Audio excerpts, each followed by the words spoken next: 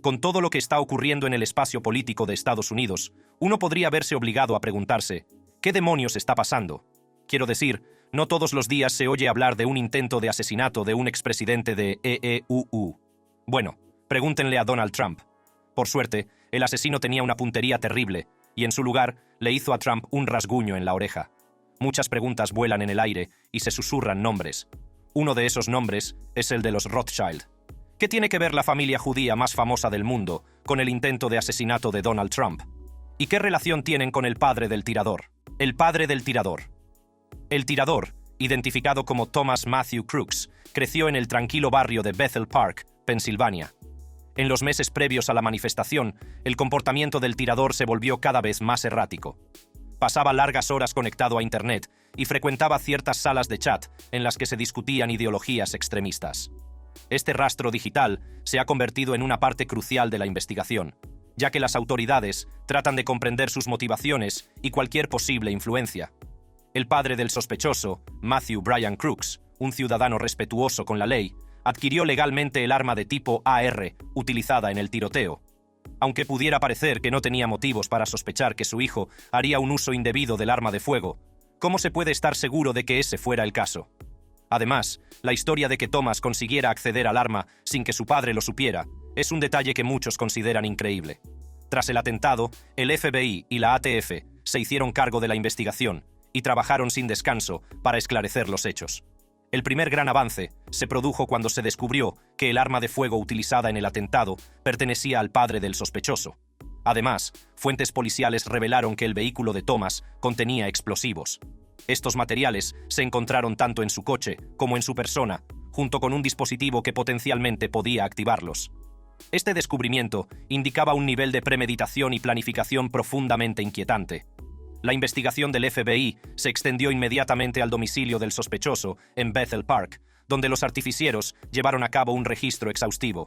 Aunque Brian se mostró cooperativo con las autoridades y facilitó información detallada sobre el arma y sobre cualquier posible señal de alarma que pudiera haber advertido, seguía pesando en la opinión pública la idea de que el padre no tuviera la menor idea de lo que su hijo estaba tramando.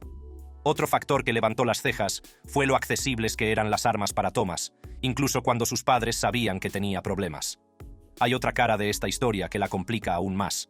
Antes del intento de asesinato en el meeting de Donald Trump, el padre de Thomas, Brian, hizo una llamada al departamento de policía local.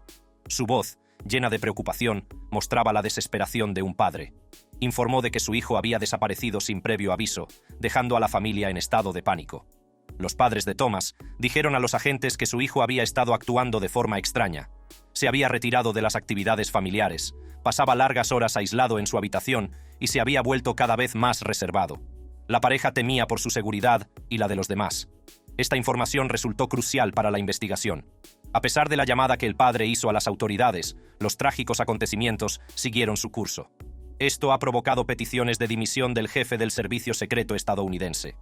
Una de las muchas preguntas que no han encontrado respuesta es si alguno de los padres de Thomas, o ambos, conocían sus planes de asesinar a Donald Trump. Sus padres tienen una herencia rica y diversa que se remonta a orígenes ingleses y escoceses. Brian creció en una familia que valoraba la educación y el servicio a la comunidad.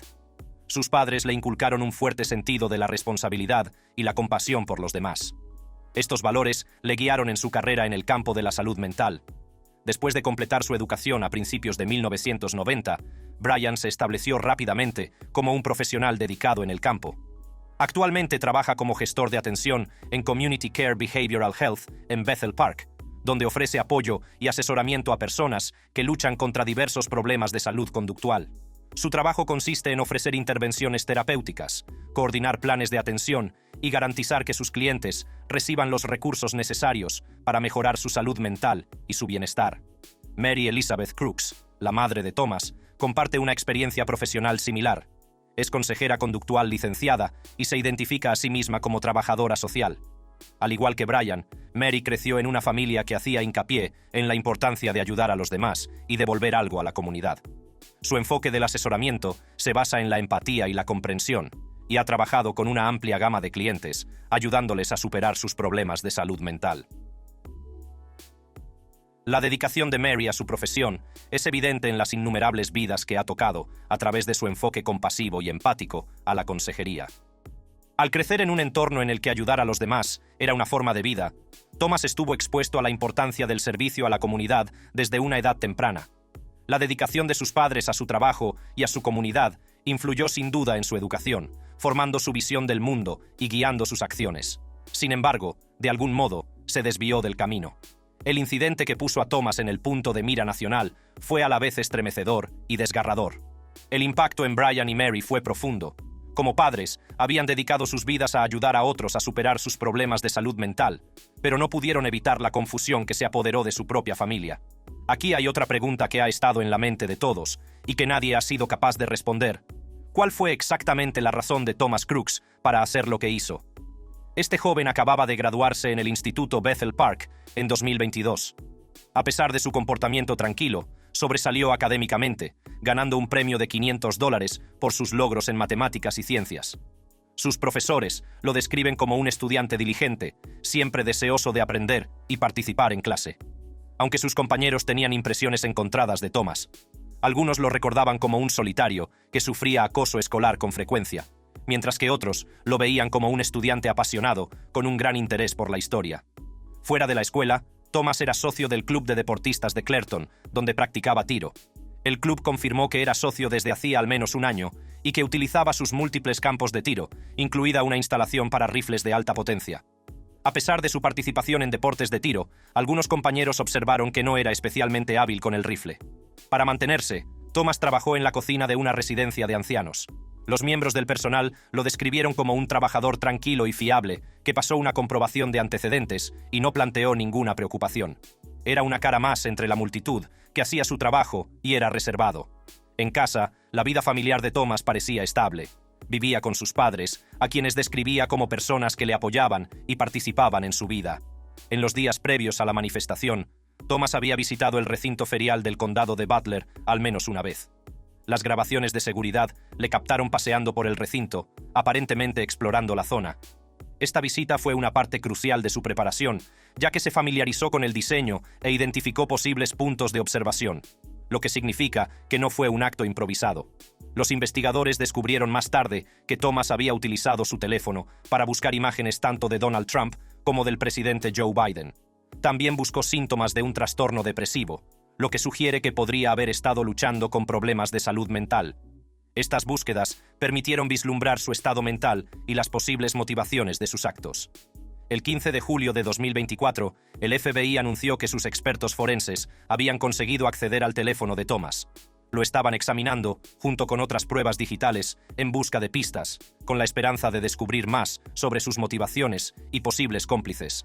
Hasta ahora, se han realizado más de 200 entrevistas y se han revisado 14.000 imágenes.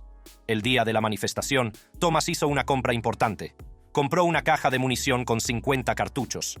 Esta compra fue un claro indicio de sus intenciones cuando se preparaba para llevar a cabo su mortífero plan. La munición, combinada con el rifle AR comprado por su padre, creaba una combinación letal. Cuando llegó el día de la manifestación, Thomas puso en marcha su plan. Se dirigió al recinto ferial del condado de Butler, mezclándose entre la multitud. A pesar del aumento de las medidas de seguridad, consiguió llegar a un tejado desde el que se veía el mitin. Más tarde, algunos testigos dijeron haber visto a un hombre con un rifle en el tejado, pero sus advertencias no fueron escuchadas hasta que fue demasiado tarde, y Thomas perdió la vida. Afortunadamente, tenía muy mala puntería y no acertó.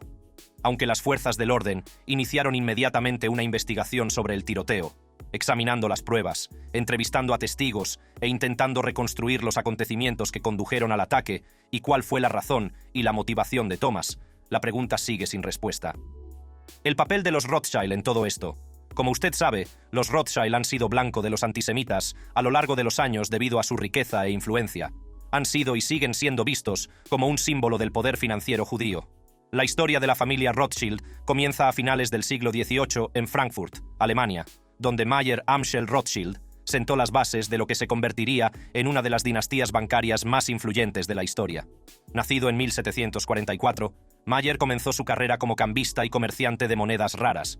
Su aguda visión para los negocios y sus alianzas estratégicas con la nobleza europea le permitieron establecer un exitoso negocio bancario.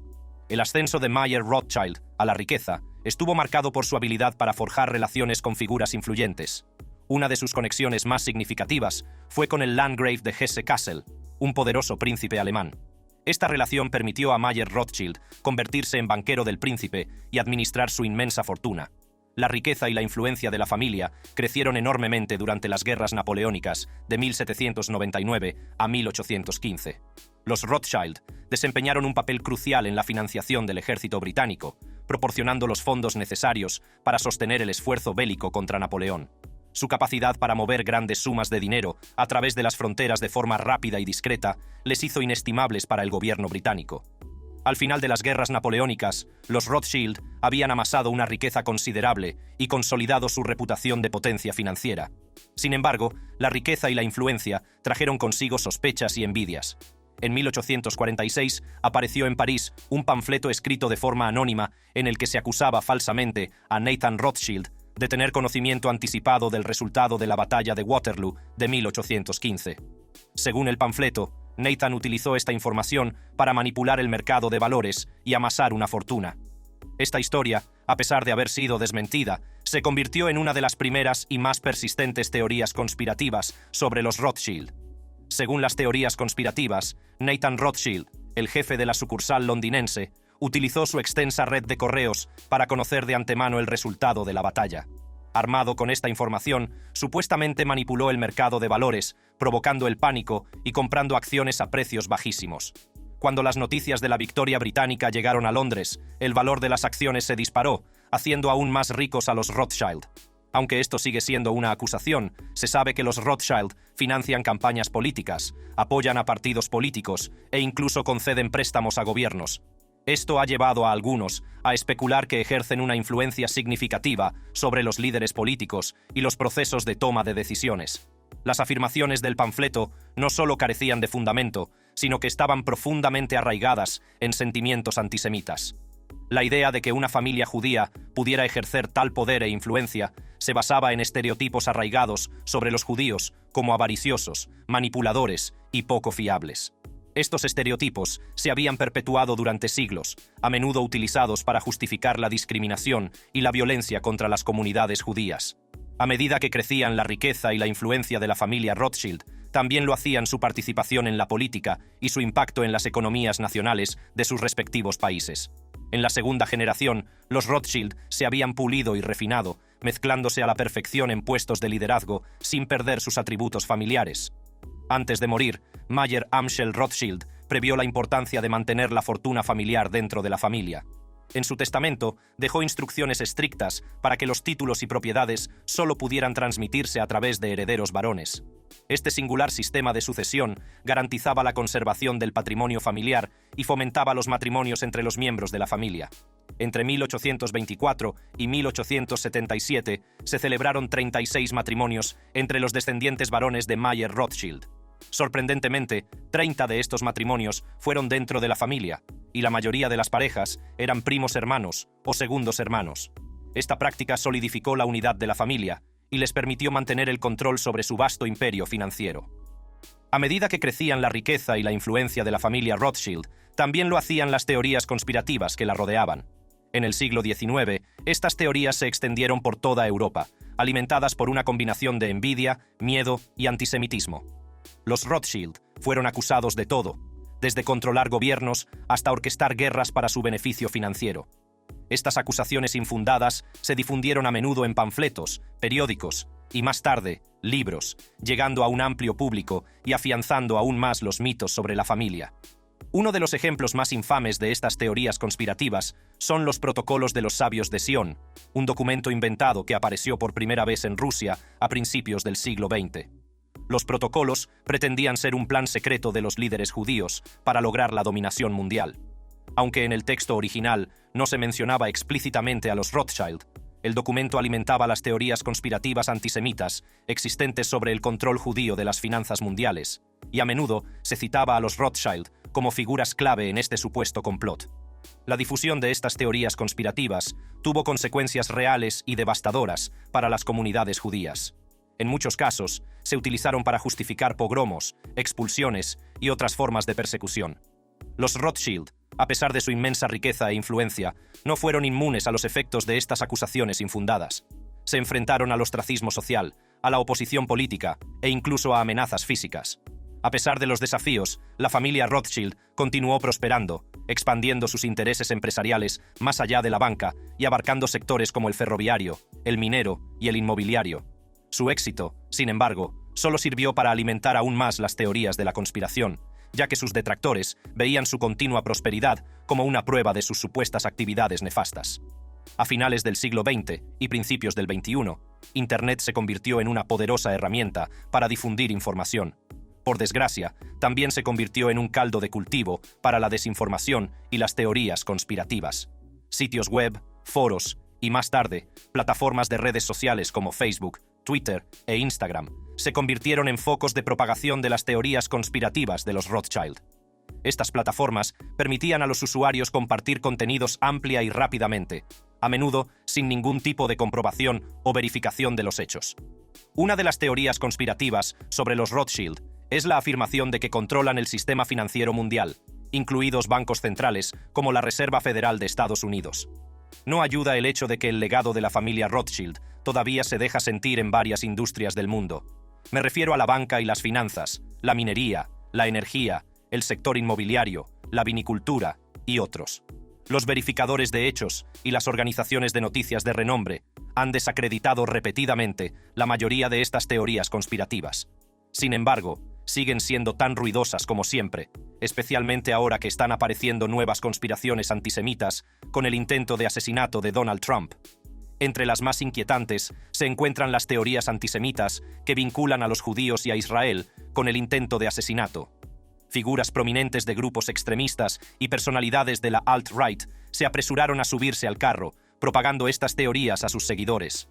Sugirieron que el atentado había sido orquestado para apartar a Trump de su posición política, una afirmación que encontró terreno fértil entre su público. Una de las figuras más elocuentes fue John Minadeo, fundador de la Liga de Defensa de los Goyim. Minadeo celebró una sesión en X, antes conocido como Twitter, titulada «Los judíos intentan asesinar a Trump». Sus afirmaciones infundadas no tardaron en ganar adeptos entre sus seguidores. El teórico de la conspiración Stu Peters también sugirió que el Mossad, la agencia de inteligencia israelí, estaba involucrado en el ataque. Lo hizo sin ninguna prueba que respaldara sus afirmaciones.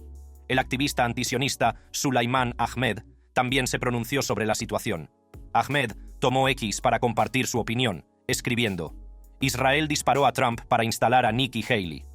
Esta afirmación sugería que Israel había planeado el intento de asesinato para sustituir a Trump por un candidato más favorable a sus intereses. El post de Ahmed cosechó una importante atención, con muchos usuarios apoyando u oponiéndose a su punto de vista.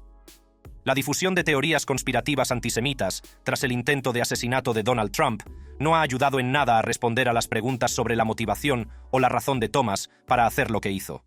La comunidad judía, que ya se enfrenta a un aumento del antisemitismo en todo el mundo, se encontró en el centro de una narrativa peligrosa e infundada. Jonathan Greenblatt, director general de la Liga Antidifamación, se ha pronunciado sobre el alarmante aumento del antisemitismo. Hizo hincapié en la necesidad de unidad y vigilancia en la lucha contra la incitación al odio y la desinformación. El mensaje de Greenblatt resonó en muchos, pero el reto sigue siendo inmenso. Los líderes y activistas de la comunidad judía han trabajado incansablemente para contrarrestar la propagación del odio. Han organizado concentraciones, programas educativos y campañas en las redes sociales para concienciar y promover la tolerancia. Sus esfuerzos pretenden tender puentes y fomentar el entendimiento en tiempos de división.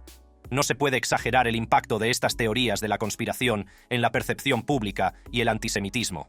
El relato de Thomas Crooks y su supuesta conexión con los judíos se ha convertido en una historia sensacionalista que ha cautivado a la nación, pero también ha alimentado teorías peligrosas e infundadas que amenazan con dividir y perjudicar a las comunidades.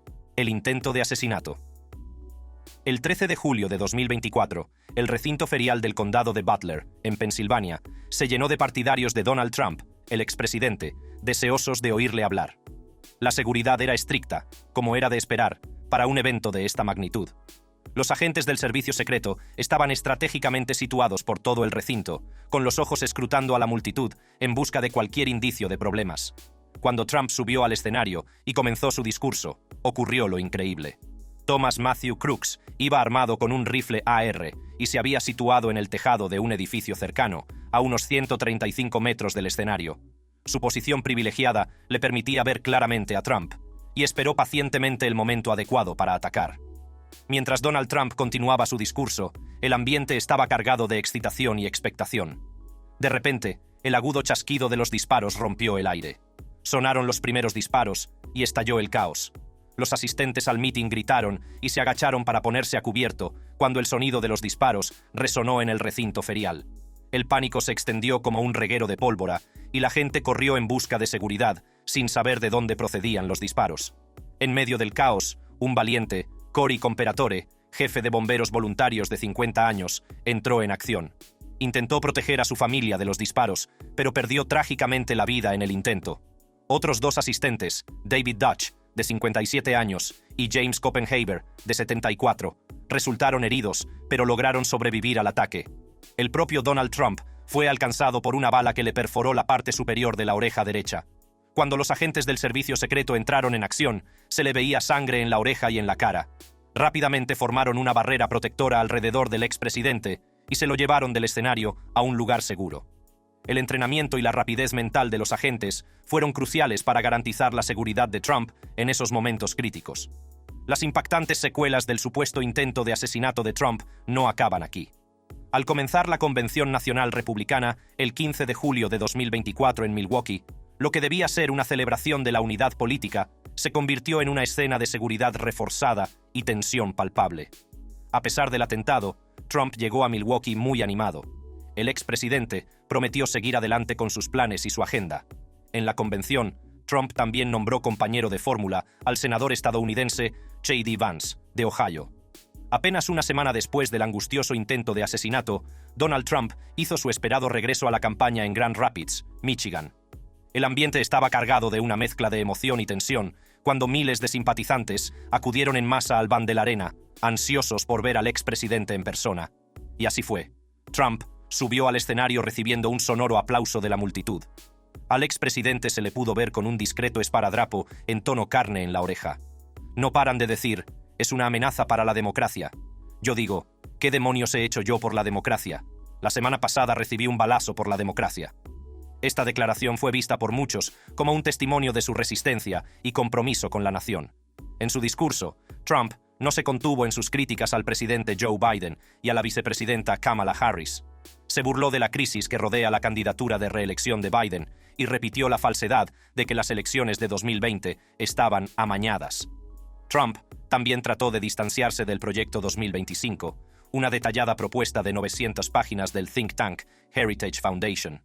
La propuesta, liderada por antiguos funcionarios de la administración Trump, aboga por medidas como el despido de miles de funcionarios, la ampliación del poder presidencial y amplias rebajas fiscales. Aunque el mitin de Michigan transcurrió sin dramatismos, no borra el hecho de que Trump estuvo a punto de morir no hace mucho. Los críticos todavía se preguntan cómo Crooks fue capaz de situarse en un tejado cercano y apuntar a Trump, incluso después de haber sido identificado como una amenaza potencial. Mientras tanto, la campaña de Trump anunció planes para celebrar su próximo mitin en Charlotte, Carolina del Norte, el 24 de julio, en el Boyangles Coliseum. Mientras Trump seguía haciendo campaña, su mensaje era claro. Estaba dispuesto a luchar por la democracia, costase lo que costase.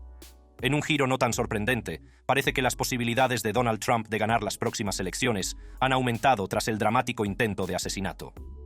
En las horas y días siguientes al atentado, los partidarios de Trump acudieron en masa a las redes sociales. Plataformas como Twitter, Facebook e Instagram se inundaron de mensajes de solidaridad y admiración por Trump.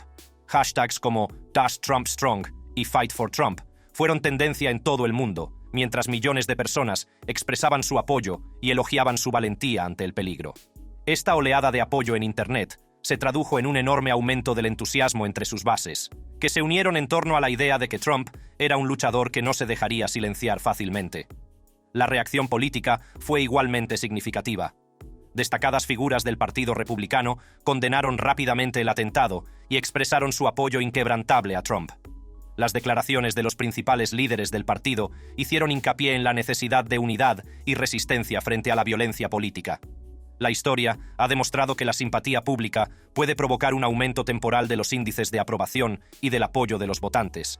Los atentados contra Theodore Roosevelt, George Wallace y Ronald Reagan provocaron un aumento de la simpatía y el apoyo de la opinión pública hacia las víctimas.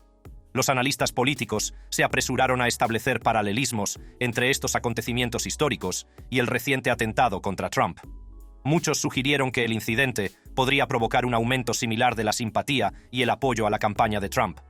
Tiene el potencial de humanizar a Trump y presentarlo como una víctima de la violencia política. El atentado contra Donald Trump no solo galvanizó a sus partidarios, sino que también atrajo apoyos de alto nivel. Entre los apoyos más notables figuran los de los multimillonarios Bill Ackman y Elon Musk, cuyo apoyo ha tenido un profundo impacto en la opinión pública y en la campaña de Trump.